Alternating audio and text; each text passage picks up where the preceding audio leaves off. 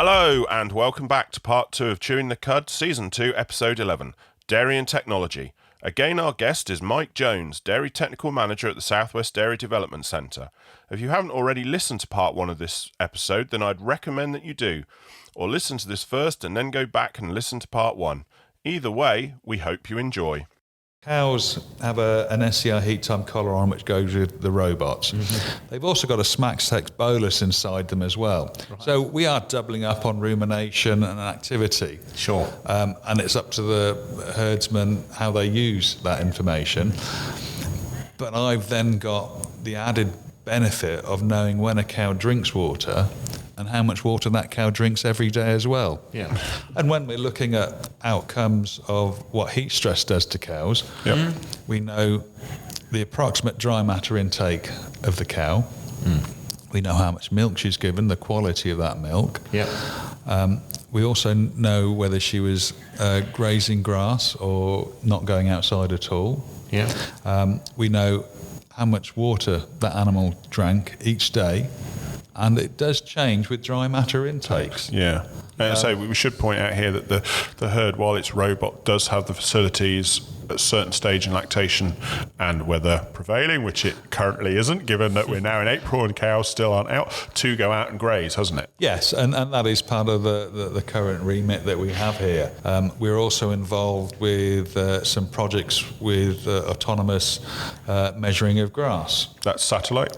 So that involves satellites, predicted weather patterns, and we're also truth testing that by plate metering the grass every week as well. It's good to know that is happening. Obviously, I was aware of that before today, but I mean, I know that technology has been advertised Southern Hemisphere. Well, I say Southern Hemisphere, Australia, because obviously I follow what goes on there still.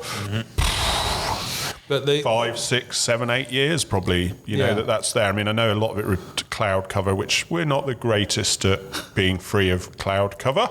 But for those that don't know, and Mike might tell me otherwise, my understanding of it, basically it measures the chlorophyll density in the image, isn't it? And that's how it measures how much grass is there. Yeah, so, but the project we're working with are going to the next level on that. Right. Because, as you quite rightly said, we've got a lot of cloud cover in here. Yep. So satellite imagery doesn't work very often in the Northern Hemisphere. But weather patterns or local weather forecasts are a lot more predictable. Yeah. Are they? They seem to be getting worse. We're getting variable weather. Yes. But when you look at the phone on your weather app, it's going to rain in 2 hours' time. Well, and it does. You say that. I saw a client, not long after Christmas, not a million miles away from here, actually, and he's got about 4 different weather apps on his phone. And I said, which one's the most accurate? He said, whichever one's right at the time. Just to get out the window. But it's not about knowing what is in the paddock, in the grass, in the field today. We want to know what's going to be in that field next week. What should the growth rates be based on the weather? You know, and grass, straightforward grass, is very predictable. Once you start adding mixed species lays, it's not so... Gets more complicated. It is a lot more complicated, and it's about finding out how we can predict those as well. Yeah. And then if we then take it to the next level of virtual fencing, and we can set a fence on a fence line on your phone. We know how many cows are going to go out for so many hours on that day. Right. And we can keep them on one area so that area is grazed efficiently. So how's that actually controlled with a virtual fence? Is that just on the collar and it? On a collar, training cows to react to sound. You know, we're not quite Star Trek here. No, but I mean, I always call it science fiction. That's amazing. I hated moving electric fences, so for me that would be an absolute boon. But you know, my phone. Oh, right, that's where they're going today. Done. You know, there is a company in New Zealand that are doing a really great things with virtual fencing. And we have virtual fencing in the UK with no fence. But to take it into a UK setting, it all together and make it work. You know, and it is about we're not going to have a product that is the finished article next week. It's a step-by-step process that maybe in 5 years' time, it makes grazing cows. But that's what this place is for, though, isn't it? Basically, it's about we're trying to do the hard yards. We're the test. You're the test centre to make these commercially viable and usable on farm. Yeah. So there are some interesting concepts that we're involved with, and it is about opening up discussions with the guy that's doing the grass prediction. Yeah. He's been out, talked to other people. Yeah. All right, if we can add, virtual fencing to it. Yep. Wow, hang on a minute. Yeah. That takes us down a completely new avenue. Totally. And if you back fence paddocks, you get fantastic growth rate. You should back fence paddocks. Yeah. How many people actually do back fence paddocks? Yeah. But if you can do it automatically. Yeah. And you're successful at it, then raising cows is so much more efficient. It is amazing because people get bored. Well, probably going to get bored of me saying this, but in 1988, 87, I was working for the University of Natal, and KwaZulu-Natal now, and the professor that was in charge of the department said we grass farmers who reap our product through our cows. So the more efficient we are at making grass or growing grass, the more efficient your cows are going to be. And when I hear this kind of technology coming through, it just takes me all the way back there. Well, I mean, really, that's what the whole ruminant industry is about, isn't it? Is making milk and meat as efficiently as possible off of grass, and the cow, the sheep, whatever, have evolved over all the time to be where they are today to make the most of these things. So we can be really good grass farmers. Grass is a wonderful product. Yeah, definitely. All right, you wouldn't want to turn any animals out of them. No. But you're still feeding them grass because we cut it. Yes, We've got conserved forage being feeding to the cows. Well, one of the things I wanted to just discuss, because I've been watching the automatic feeder running along on a beam above the cows, above the feed table. So that's a Muller GA feed kitchen. Yeah. It fills up from hoppers, which we can walk round and have a look later on. And then it comes out on a monorail and feeds the milking cows and also the transition cows and dry cows. Yeah. They're all on different rations. The milking cows are fed around about 18 times a day. Oh, that's fantastic. So that's little and often. Yeah. And it's not something you see in this country very often, is it? But I know when I went to Sweden last year with Viking, every farm had one of these. Or something I'd always see pictures in De La Val catalogues, but I'd never actually seen one. And I now know 2 farms in the UK. One being here. Yeah, but if we actually speak about feeding with that, I mean, obviously in the systems we've seen and worked with before, pushing up the feed is one of the most important things. So when you're pushing up feed almost 18 times. Well, we'll just walk over to the trough. Yeah. And as you can see, what are we? Just over a metre wide trough. Yeah. And in the bottom of the trough, you've got a resin finish that is glass smooth. Right. So there's always feed in the trough. They're never empty. Mm-hmm. But very often there's just a small amount in there. The cows don't have a rough floor to lick the floor off, so it helps to encourage dry matter intakes. Right. It helps pick up small particles. Yep. And we're not getting a whole surge of cows come and feed at the same time. If you look across the barn now, we've got a lot of cows laid down. We've got cows choosing to be down the bottom end with the robots wanting to be milked, and we've got plenty of space for cows to feed here without competing. Yeah, and what's really good is that they can feed to the middle of the feed table, which means they can access food where if you were on a normal system and having to push feed up, they wouldn't always be able to get to all the food. So there's no need to push feed up. Yeah. They can reach both sides of the trough here, and with it being little and often, cows will come and feed, and they know when feed is coming out. Right. You might even see it this morning. Yeah. When another feed comes out, you will get some cows stand underneath the opening chute with their mouth open, taking a very fresh mouthful of food. Yeah. I think that was one of our comments in the cow signals, wasn't it? That, Right. If you look at it in terms of space per animal, there wasn't enough here. Right. But the system being that it is just feds constantly, as not every animal is going to be wanting to feed all the time. Yes. No. Yeah. It's not like that sort of once, twice a day even. That, you know, every thing wants to eat at that point. And it does look like there's lots of space here, really, because of what we're saying is that cows' movement is very easy. You know, the flow is good. Yeah, because we've got a 4-row cubicles there, Yeah. and a feed trough this side. Yeah. 163 cows in quite a small area. Yeah. But we're not crowded. No. We're not having to fight through cows No, we're certainly as not. we walk down through them. Yeah, and they're very relaxed. Yeah. Everybody's quite happy and. Yeah. You always find that with robot ones. You do. They're always quiet, always very relaxed. People wandering around. Yeah. Well, I compare this barn to a cruise liner. Yeah. Because the cows, they can go and lay on the sun lounges as much as they like.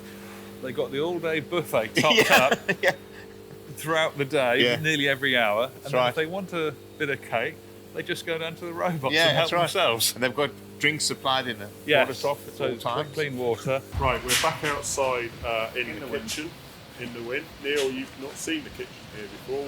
How would you describe it? A bit difficult for me. Well, I'm not quite sure. You guys have to walk me through this. This is all the part. So we have behind us, we've got maize and grass forage clamps. Yeah. Really good block cutter there, as you can see. Lovely face. Yeah. Lovely, no wastage there at all. Yep. Very good. Yeah. We've got 3 chain-fed bunkers here: maize silage, grass silage, and chopped straw. Yeah. They feed into the feed dispenser, which also mixes the feed. It's just moving there at the minute. We have blend and molasses in tanks and bins the other side, fed in by pipework. We've got mineral dispensers this side as well. So it's all programmed, looked after by computer, as you'd expect. So we know. We'll be out of a job soon, right? Good enough for computers. We all have to learn new industries. We do. So all the feeds are programmed. We know how much should be fed. We also know how much is fed. Yeah. So there's, you know, if a wad of straw comes out or a wad of grass silage goes into the feed dispenser, we know that that's gone in there, and that can be then reallocated in the feed.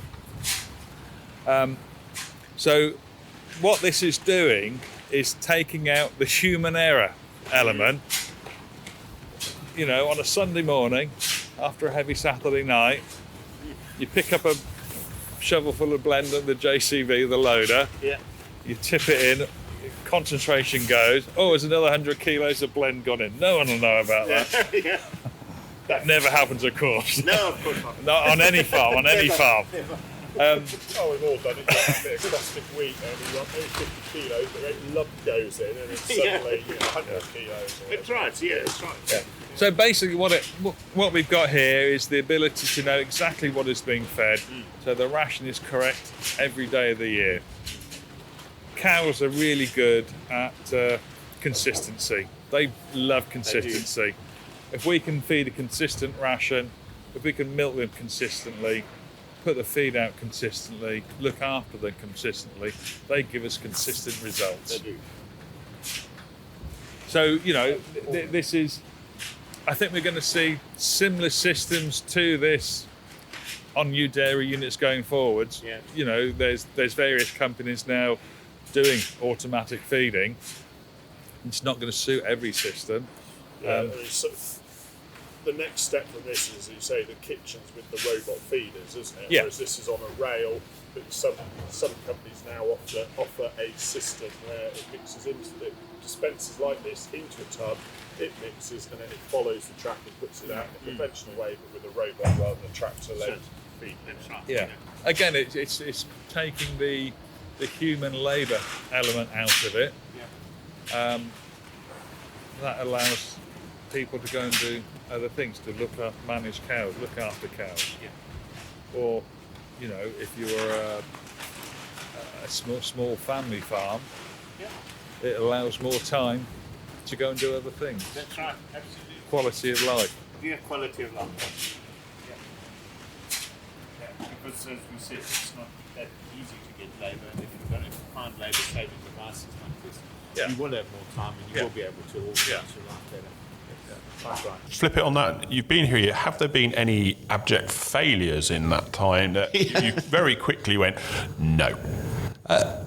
Or you don't want to comment? No, we're not going to hide anything. We haven't had any projects fail at this moment in time. There's a few projects that I've said, no, we're not doing that. Right. You had some that went in a completely different direction than you were expecting. There's a few projects gone that way. You know, the hoof count project, that has hopefully will evolve down to different avenues. I agree. Yeah, I was thinking that. You know, because we do get this fantastic image of a cow's, not just a cow's hoof, but all 4 feet. Exactly. Yeah. And, you know, the veterinary advisor on this project, Dr. Nick Bell, he's seeing things because he's got a really honed-in, trained eye. Yeah. That, oh, hang on a minute, I'm seeing X, Y, and Z, and we're only looking at B. Yeah. And you know, I can believe that, because you say you could see some bruising, or you could see some kind of black mark on there and think, oh, actually that needs investigating, and you pick it again. It's picking it up that bit sooner, isn't it? Yeah. I mean, I suppose even towards the feeding, how she was fed, or how she is being fed, and calcium deficiencies, and what that does to the feet, and all of the stuff that we were taught in Feeding 101 about 30 years. Who thinks of these things? Oh, no. Oh, let's do this. It's about people having, you know, this blue sky thinking, and honestly, no one's inventing the wheel again. It's just taking something from a different industry, Yeah. and someone think, oh, hang on a minute, we do something similar in this industry. That's right, yeah. How can we adapt it? Yeah. Yeah, I mean, it's a bit like I've got friends. Companies are always looking to increase their portfolio of businesses where they can make business. Right. Because, you know, as an industry, we should be talking about profit. Yeah. And, you know, we have to be profitable to succeed. And thinking about hoof count, like you say, that is other industries. I think I've got friends of mine that I think supply hoof count, because their business is making clamps and bits and pieces, and a lot of their business has been in the oil industry. Right. But I think they now said they supply into a number of agricultural industries. So they're probably fine that some of their stuff is in the hoof count. But again, it's using technology from another industry, and I guess cross-pollination of ideas. For us, you guys are testing this, and you're finding out what are the problems and what works and what doesn't work. That's very true, yeah. So what other projects have you got going on here that you can... Okay, we'll just walk up to here at the minute. We've got a project which is entitled Automatic Cubicle Cleaning. Again, funded by Innovate. It's a farmer-led project, this one, so this is slightly different. Farmer came up with an idea and managed to convince Innovate UK that he deserved the funding, which he has done. And part of the project is he's developed a new type of mattress. So it doesn't look any different to the other two mattresses, but we've got a camera trained up behind us on there, and that is identified. We had to do that to make sure that cows laid in these cubicles. Yep. And did they prefer this mat better than their normal mat? Yeah. Or did they not want to lie in there?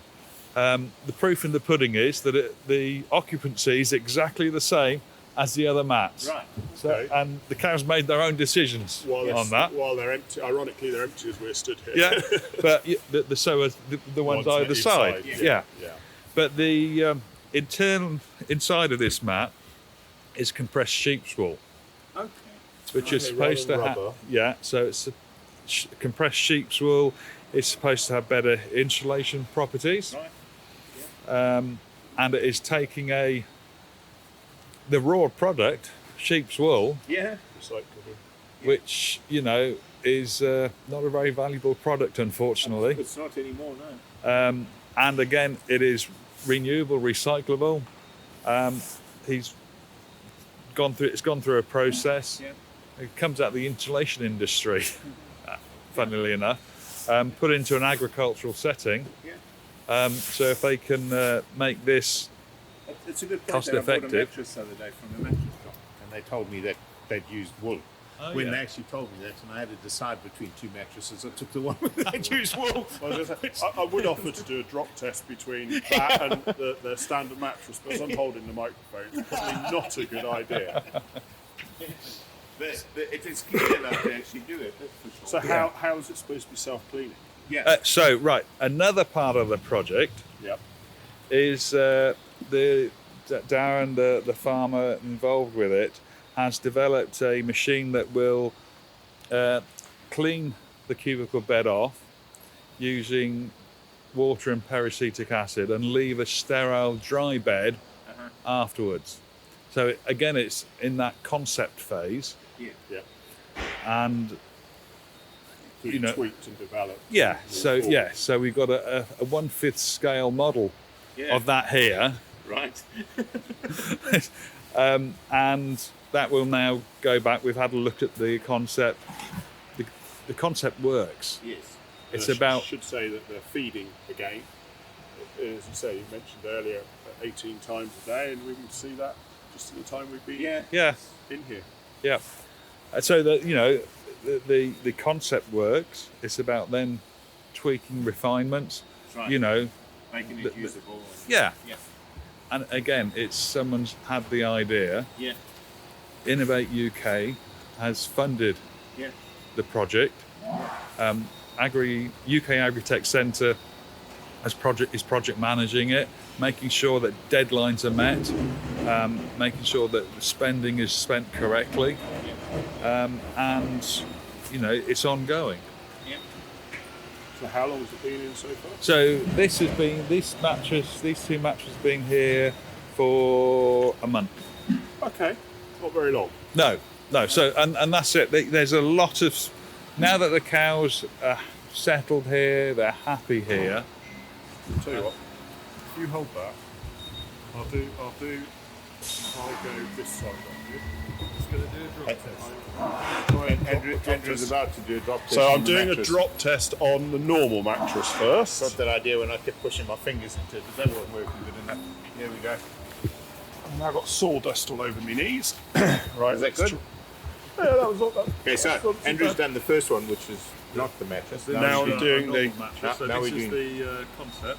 That's the concept. Yeah. Yeah. What do you think? There wasn't a lot in it, but I do think there was just slightly more, I don't know, I can't describe, bounce or something in the trial mattress than what there was the standard so- mattress. I've done the drop down on my knees as So well. you've done it as well, Yes. I expect, yes. And the mattress does have a stiffer feel to it. Yeah. But is that because they're brand new?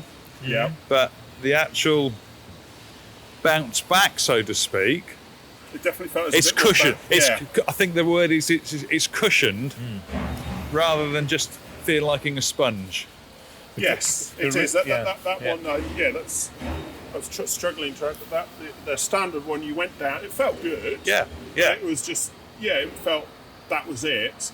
Whereas that one you went down again, it didn't feel too different going down. But it just felt there's that little bit of spring back. Yeah. As you say, is it because it's new, or is it because the wool is making a difference? Yeah. I was thinking of that because the only time you can really measure this is to see how long it lasts in comparison to the other ones. Yes. Yeah. And the wool, I mean, us three standing here together will definitely think that the wood the wool should last longer. Well, that begs the question. I know the robots were replaced when it was restarted. Yes. 12, 15 months ago. Yeah. Was anything else replaced in here at the time? As in, were there new mattresses, or were these the mattresses that came? No, were in here everything else. originally? Like the dry cow area, that's new with the water beds. Yep. That area and the maternity pens. Yep. And the building was extended, so we had a fresh cow yard. So mattresses are pretty good anyway. Yes. The maternity pens being used? Yes, so the maternity pens, we're now snatch calving cows because we have the ability to put freshly calved cows into an area close to the robots. Because when we did the dry to fresh, that was something that was highlighted, was they were here but they weren't being used. Yeah, and that is because we didn't have the calf facility. Yep. As you can see now, that has been built. It was just a hole in the ground when I was here last, or a hole in the bank.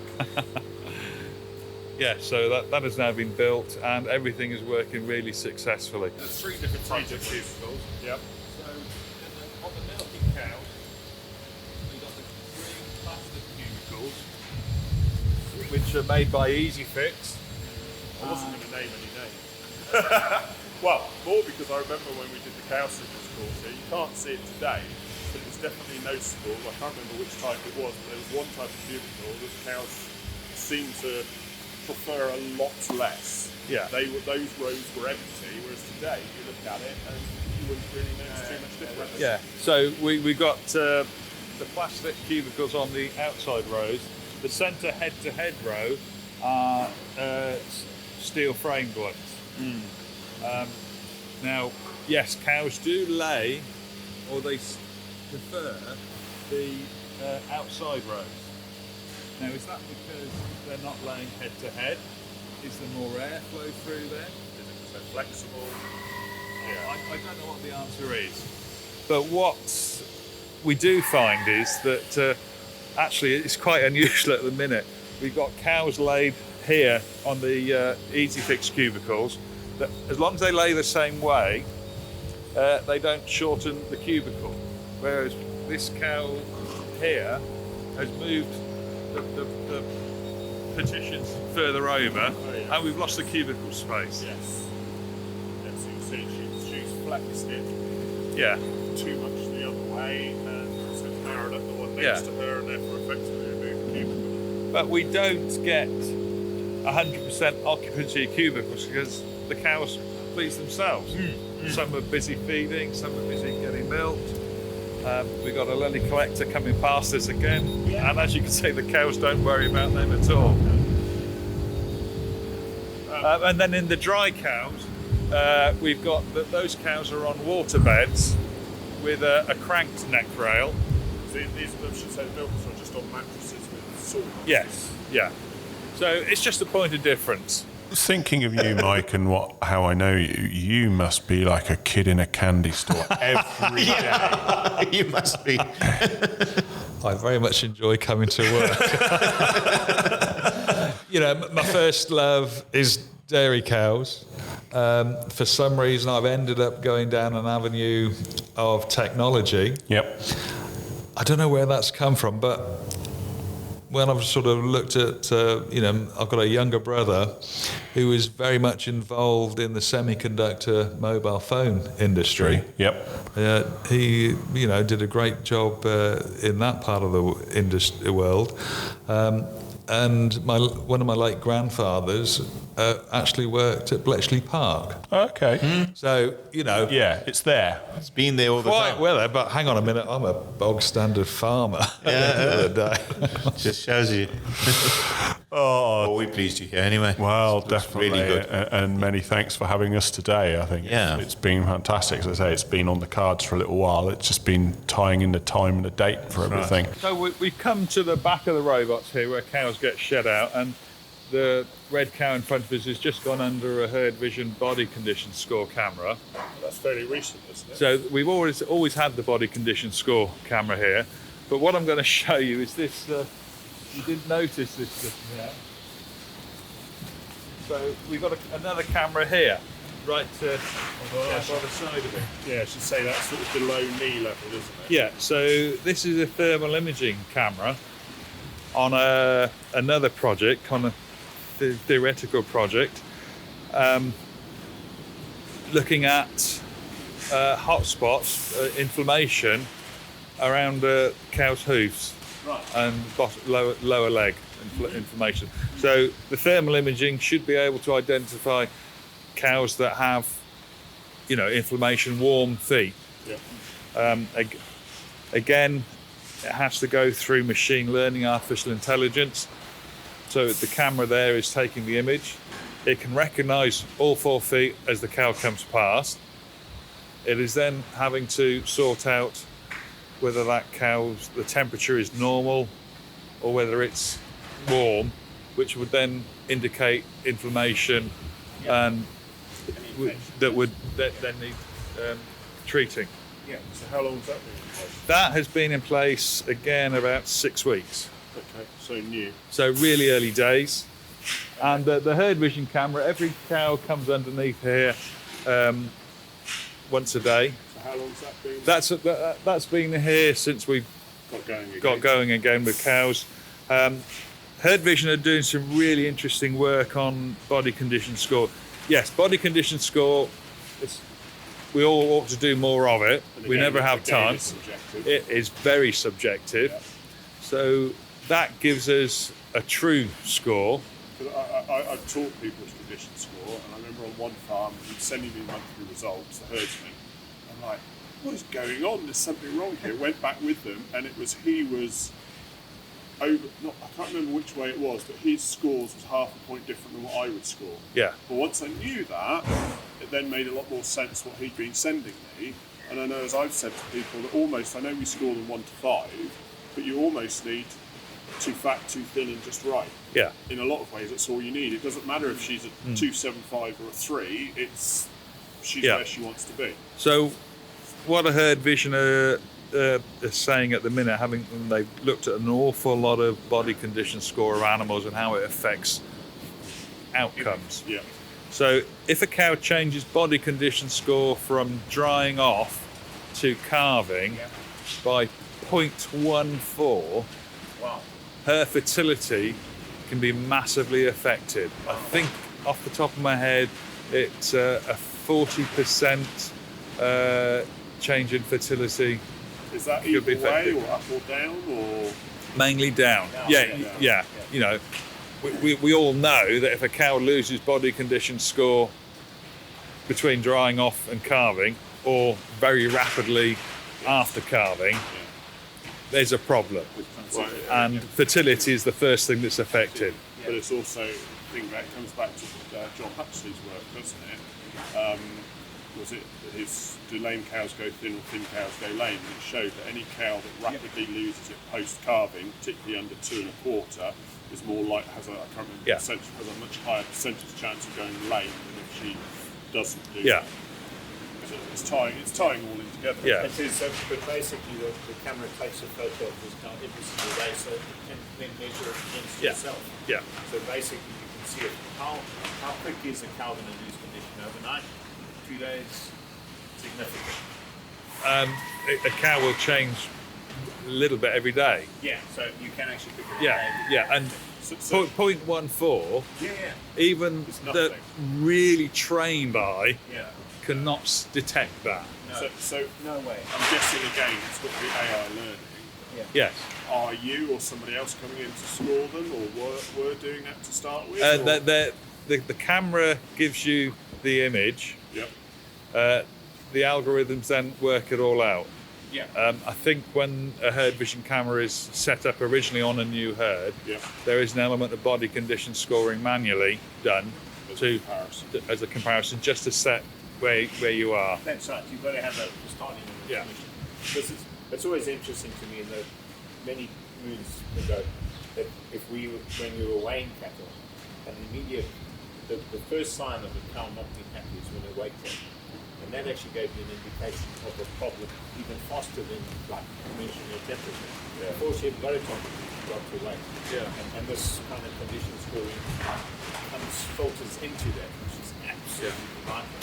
Because your fertility, you were speaking about this condition scoring as well. When you're in a positive energy and your condition's going up, well, obviously that would be the time to inseminate, and rather than when the condition is going down, which, like you guys are saying, is real difficult to measure. Yeah, and it is.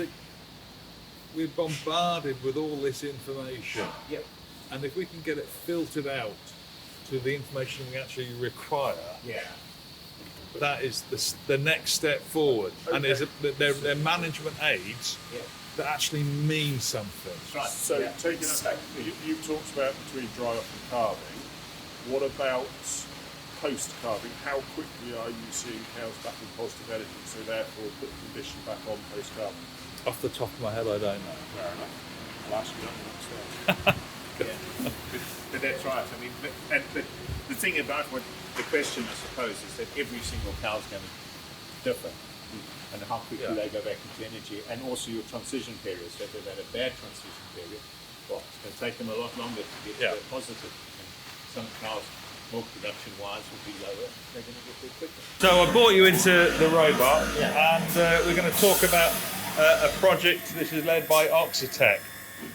So this is a company that have got Innovate funded funding, looking at hopefully going to chemical-free cleaning for robot voluntary waiting milking systems. Do you remember looking at stuff taking about 2-3 years? I've actually heard a talk by Rob about but carry on. Oh, this is absolutely fascinating. Yeah. So this is a machine in here that is basically putting an electric charge in cold water that lasts for 20 minutes, that has fantastic cleaning properties. Yeah. How did you think come up with some of these ideas? It's amazing. I know. The basic technology was, I think, around World War II. Oh, really? Yeah, but in a very unstable, dangerous environment. As you can see, Oxi-Tech, all these things move on and get improved. And we've got a really neat cabinet here now that sits inside the Lely robot. And if I can open it up. So there's cartridges in here. Yeah. The water comes in. It's not normal mains water. No, mains water. Yep. And it is an electric current is passed through. That's the basic principles of it. And then it goes on to clean all the pipe work down and everything. And at the end of the process, the water just remains as normal water. Right. So there's no chemicals, no hypochlorite, no acids being used.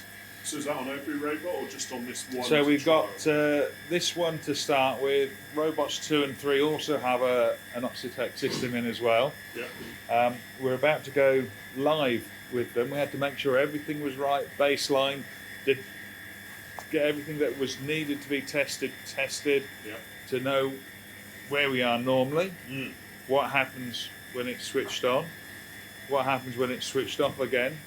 So this is going to go on for quite a few weeks, but it is about proving the concept, making sure that everything is right, to have come to a machine that looks as professionally installed as this. And it's amazing. looking really professional is good. Lely International are part of the project as well. They got really interested in it.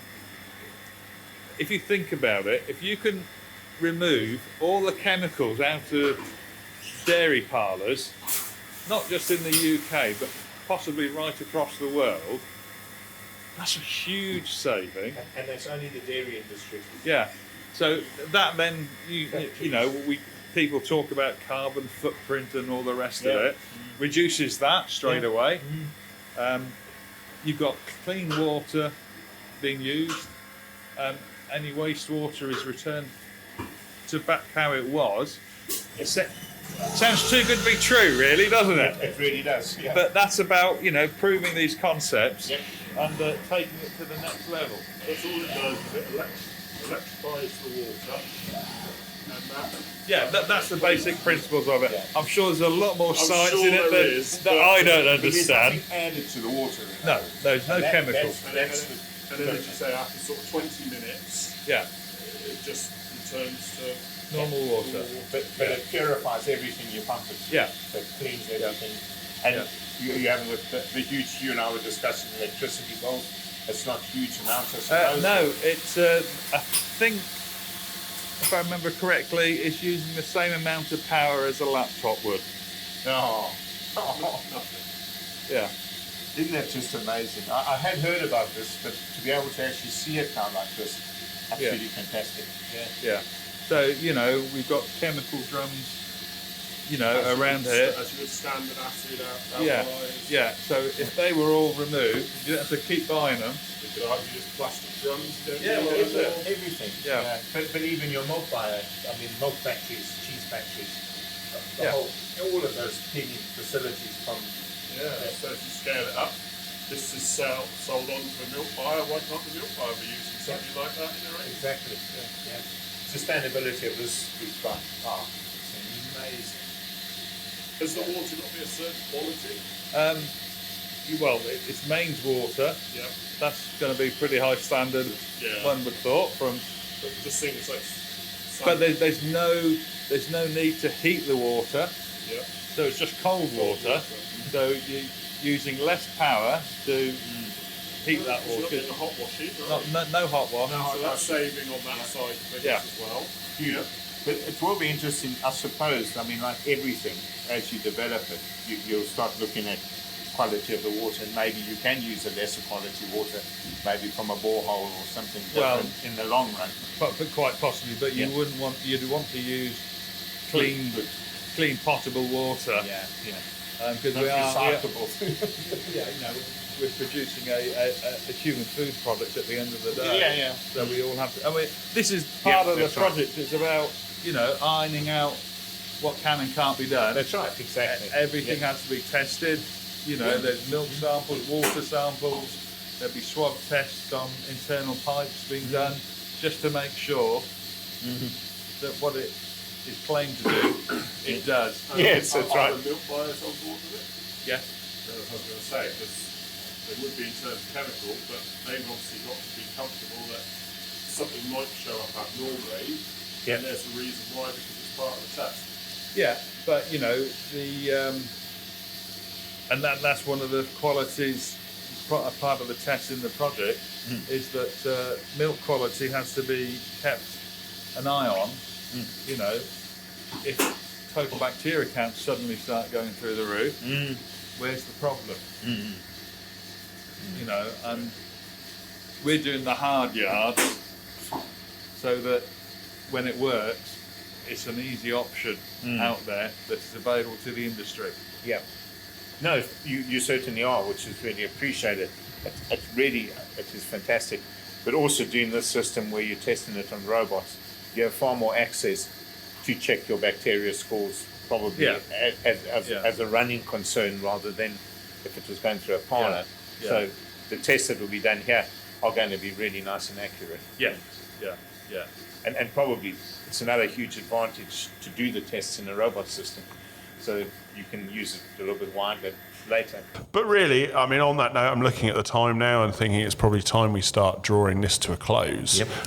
It's been a lot of fun looking around the cows this morning, and hopefully you'll hear some of that when you play this back, or otherwise we'll just have the time we've got now, but we'll wait and see. But any last words of wisdom, Mike? Be open-minded. Yeah. Never shy away from a door, because when you go through it, you never know what you're going to find. But it's always exciting to go through that door.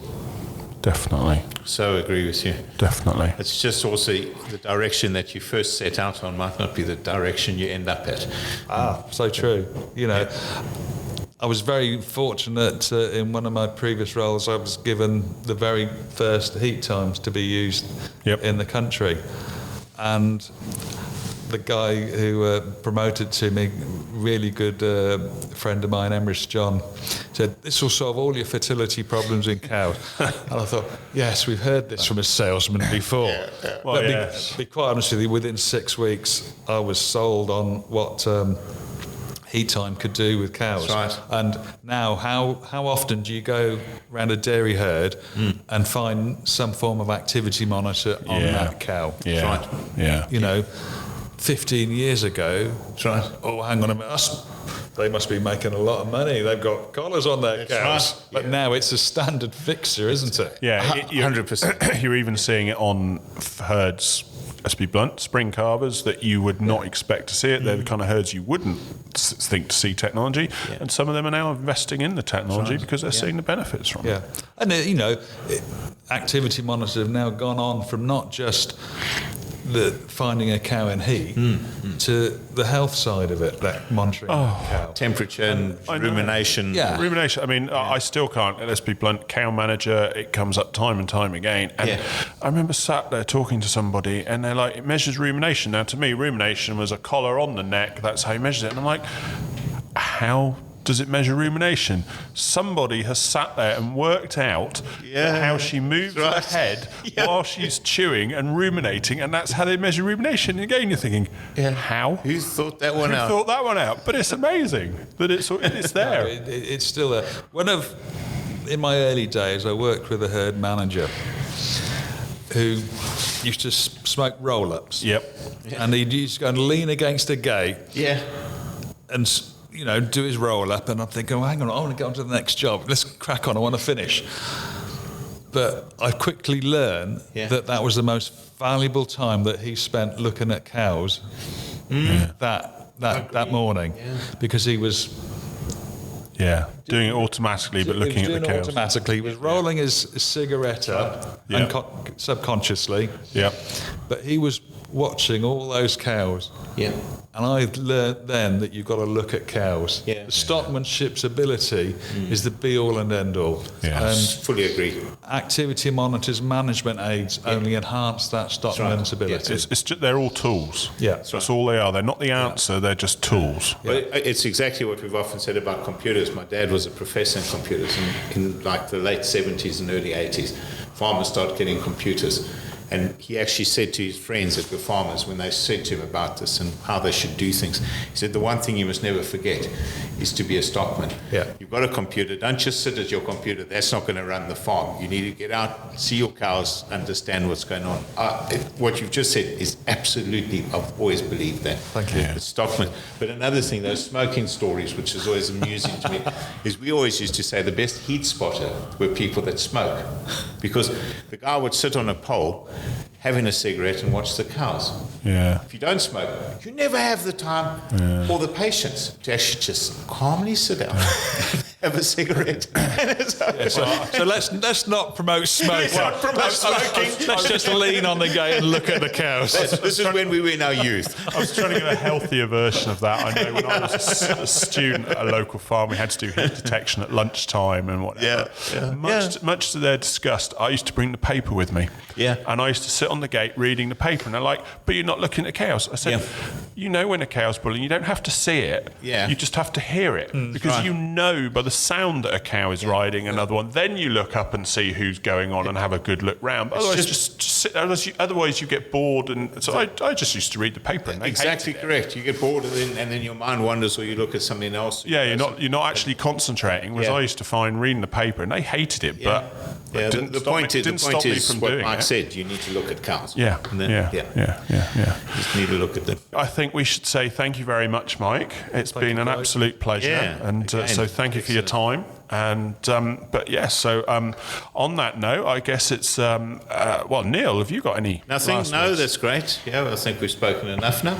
Yeah, I think we've had a really good visit here. So thank you very much, Mike. I hope everyone listening to this podcast enjoys it and understands a little bit more what you're doing up here. But like usual, any questions, please do send them to us. We're quite happy to pass them on to Mike. So that's podcast@ChewintheCud.com. chewinthecud.com, or we're on all different forms of social media, so Facebook, Twitter, X, Instagram and LinkedIn. Find us on there. Give us a shout. Yeah, always happy to try and interact or answer questions or whatever it happens to be. On that note, I guess otherwise it's a goodbye from me. Goodbye from me. And goodbye from me. Thank you very much. Thank you very much, Mike. And now for the really boring bit, I'm afraid, the legal disclaimer. The information provided during this podcast is being prepared for general information purposes only and does not constitute advice. The information must not be relied upon for any purpose, and no representation or warranty is given to its accuracy, completeness or otherwise. Any reference to other organisations, businesses or products during this podcast are not endorsements or recommendations of Chewing the Cud Limited. The views of Andrew Jones are personal and may not be the views of Chewing the Cud Limited, and the views of Neil Greggor are personal and may not be the views of Viking Genetics and Ellie affiliated companies. For more information on the podcast, articles and details of services offered by Chewing the Cud Limited, visit www.chewinthecud.com. Thank you and goodbye.